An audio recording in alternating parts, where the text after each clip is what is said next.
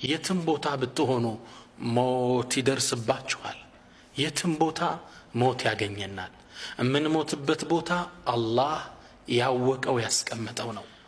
አንዴ ነቢዩላህ ሱለይማን ቤታቸው ቁጭ ብለው ከአንድ ግለሰብ ጋር እየተጨዋወቱ እያለ አንድ እንግዳ ገባ። ይህ እንግዳ ገባና እሳቸው ጋር መጫወት ወሬ ጀመረ።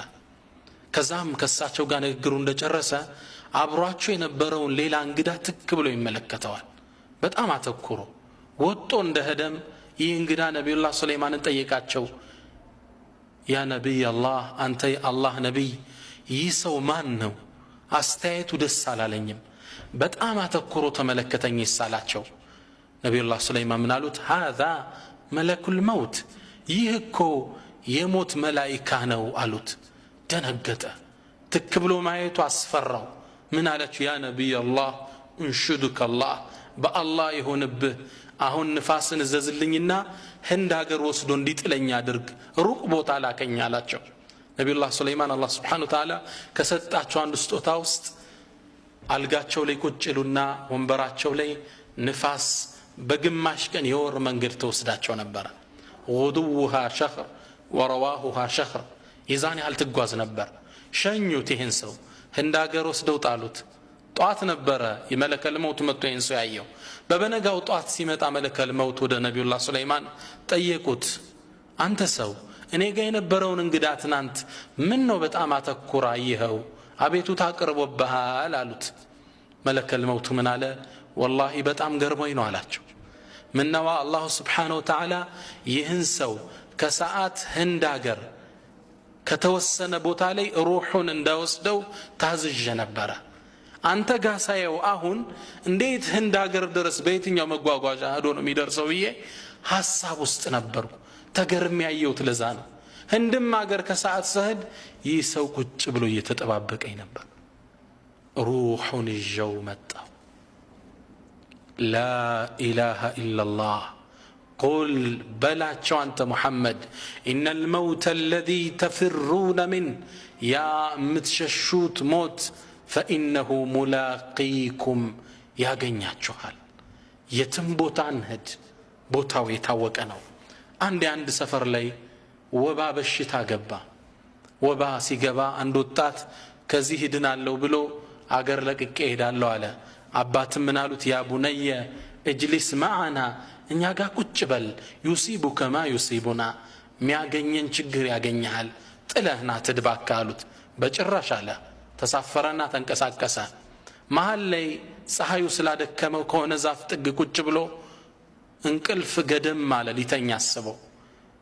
እዚህ በረሃ ላይ ያለ እባብ ድንገት መጣና ነደፈው። እዛው ላይ ሞተ። አባት በሰላም አገራቸው ተቀምጠው ይህ ዜና ደረሳቸው። በጣም አዘኑና እችን ስንኝ ቋጠሩ።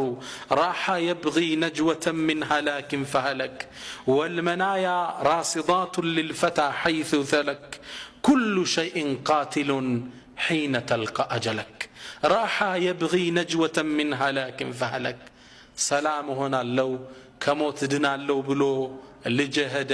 ፈሃለክ ግን ሞተ። ወልመናያ ሞት እኮ ራሲዳቱን ልልፈታ ሐይث ሰለክ፣ ለአንድ ሰው የትም ቦታ ቢሄድ ሞት ተከታትሎት ነው የሚመጣ፣ ይጠብቀዋል ቁሞ። ኩሉ ሸይእን ቃትሉን፣ ሁሉ ነገር ላንተ ገዳይ ይሆናል። ሒነ ተልቃ አጀለክ፣ አጀል ሲደርስ ሁሉም ነገር ላንተ ገዳይ ነው። ወድቀ ትሞታለህ፣ ተጋጭተ ትሞታለህ። ሁሉም ነገር ገዳይ ነው። ምን ነው ሰዓት ደርሷል። ከተወሰነልህ ሰዓት ከተወሰነልህ ቦታ አትወጣ። ነገር ግን የት ነው ምን ሞተው? አላህ መልስ ሰጠ። ወላ ተድሪ ነፍሱን ቢአይ አርድን ተሞት፣ አንዲት ነፍስ የምትሞትበትን ቦታ አታቅም ይለናል ስብሓነሁ ወተዓላ። ምን ሞትበትን ቦታ አናቀውም። አላህ ሁላችንን ይዘንልን። ምን ሞትበት ቦታ አላህ ዘንድ የተወሰነ ነው። ሞት ትንሽም ትልቅም አይልም፣ የእድሜ ክልል የለውም፣ ለየሁሉ ሰው ይዳረሳል። ካነ الحسن البصري يقول للشيوخ، حسن البصري ታላቁ ኢማም ሸኾችን በእድሜ የገፉ አባቶችን ሲመለከት እንዲህ ሲል ይገስጻቸው ነበር። አዩሃ ሽዩኽ እናንተ አባቶች ማዛ ወራء الزرع اذا بلغ الا الحصاد አንድ አዝመራ እኮ ከደረሰ ካበበ በኋላ መታጨድ እንጂ ምን ይጠብቀዋል? ምን እየተጠባበቃችሁ ነው? ወጣቶች ደግሞ አላረጀንም ብለው እንደይዘናጉ ወደ ወጣቶችም ይዞርና ምን ይላቸዋል? አዩሃ الشباب እናንተ ወጣቶች አማ ረአይቱም ዘርዓን አከለትሁ الآفة قبل أن يبلغ እናንተ ወጣቶች አንድን አዝመራ በቅሎ አልቆ ፍሬ ከመስጠቱ በፊት ውርጭ የመታው አዝመራ አይታችሁ አታውቁም? መሃል ላይ የተቀጨ እናንተስ ምንድነው የሚያዘናጋችሁ? ለሁሉም ሞት ይመጣል።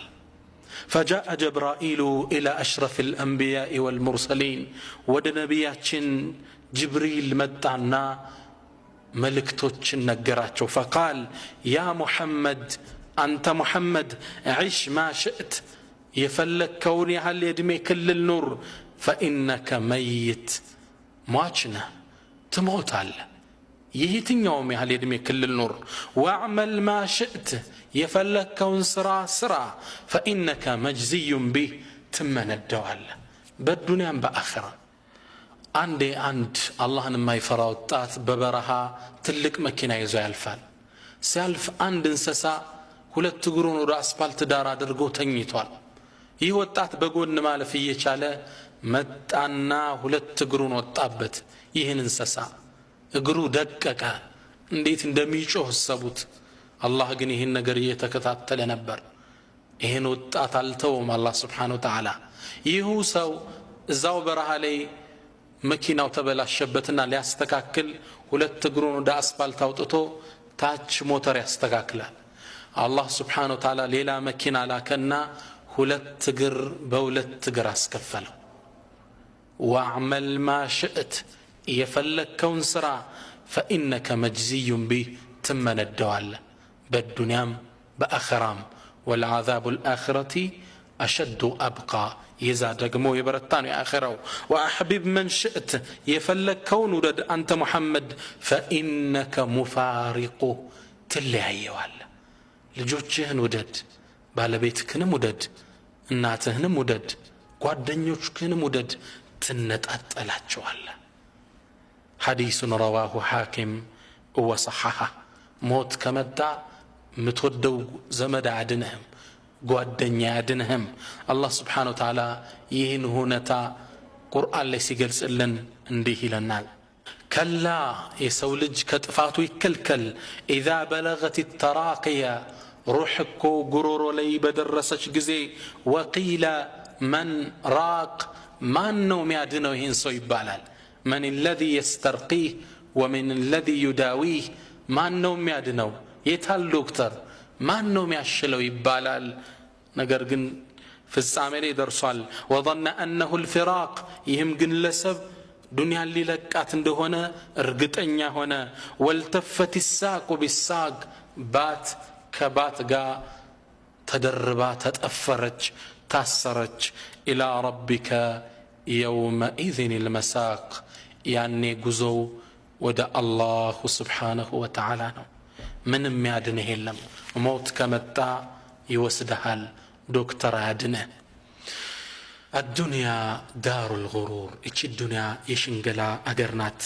يقول العلماء اعلم أن الدنيا دار ممر وأن الآخرة دار مقر الدنيا የማለፊያ የመሸጋገሪያ ድልድይ ናት። አኺራ የማረፊያ አገር ነው። ከማለፊያው ለማረፊያው ያዝለት። وخذ من ممرك لمقرك ያዝለት። ከድልድዩ ለመኖሪያው አገር ያዝለት።